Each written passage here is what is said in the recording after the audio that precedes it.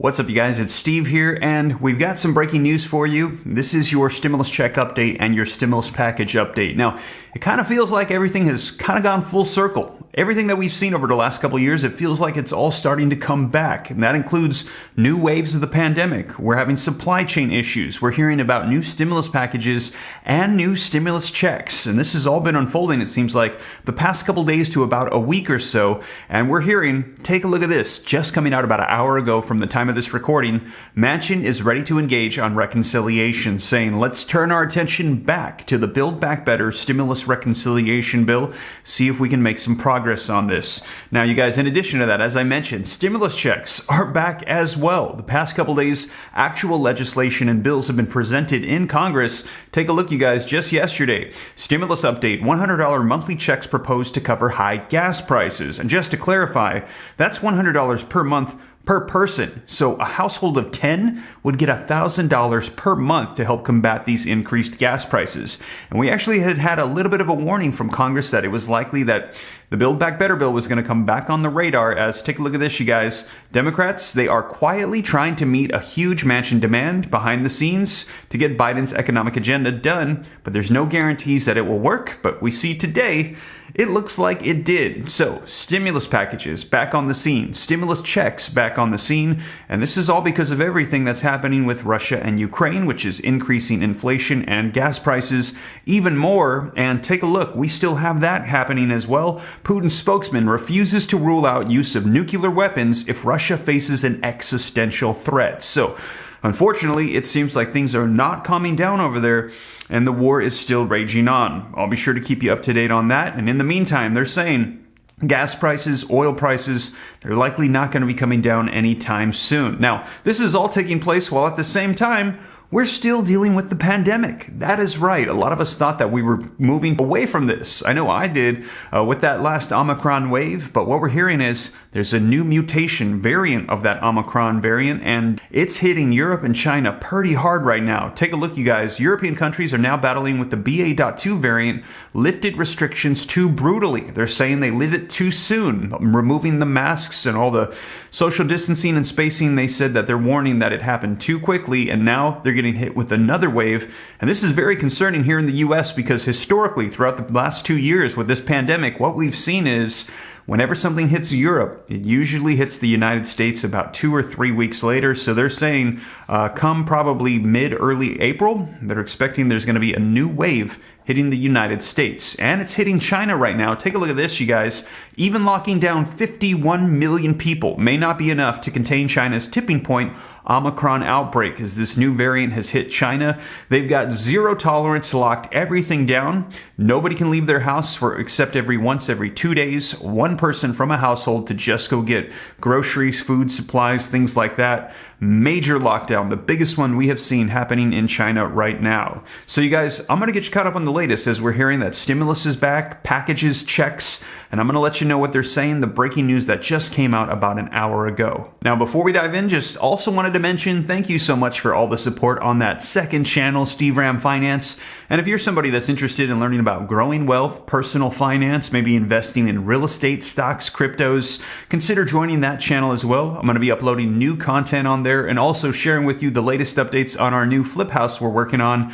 So if you're interested in that, consider joining. I'll pin a comment down below. You can click the link, go subscribe, turn on notifications to stay up to date on that channel. But here right now, let's get you caught up on the latest economic news and about stimulus coming back.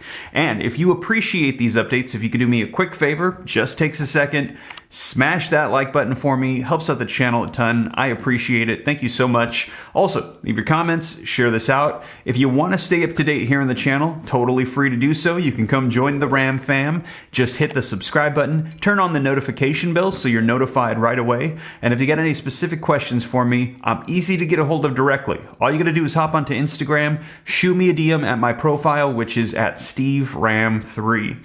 But with that being said, you guys, let's go ahead and dive into the latest, get you caught up on this breaking news. Just came out an hour ago that Senator Joe Manchin said that now he is ready to negotiate and talk about reviving Build Back Better. their stimulus reconciliation package. So, link in the description below to this article that just came out that says Manchin ready to engage on reconciliation. And it says, is it time for a reconciliation resurrection? Well, it says there has been signs recently that Senator Joe Manchin is ready to resume negotiations on the massive climate and spending package that he torpedoed late last year, according to people with knowledge of the matter.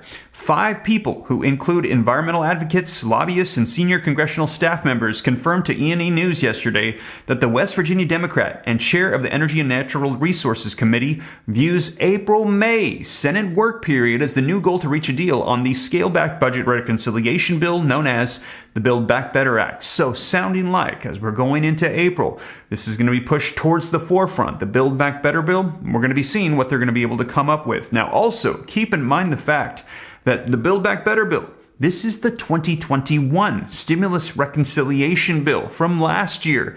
And whatever they're going to be passing, whatever they can agree upon, that'll be for that year. Now, Congress, they have a limited number of times that they're able to use reconciliation, which is the means by which they're able to pass through legislation with just a majority vote. And right now, Democrats hold all of the power in Congress. They have the majority.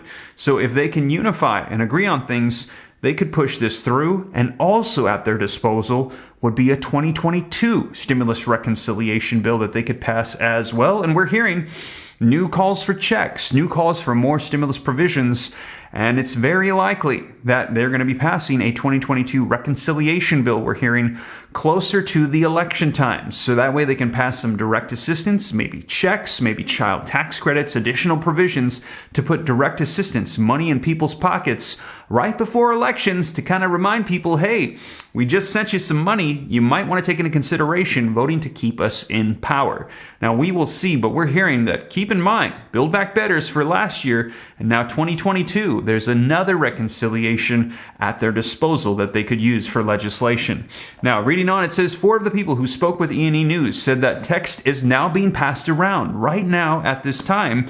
The one person described it as pencil to paper to underscore that the new legislative language was still in its most nebulous early stages. Now, they also were granted anonymity because of the delicate nature of negotiations. So they're saying this is taking place right now, very sensitive. They didn't even want to divulge that they were giving the information, but this is taking place at this time. Now, it's not clear what is currently on or off the table either. Now, as information rolls out, I'll let you know here on the channel, but this is just what we're getting, little bits and pieces of information that this is taking place.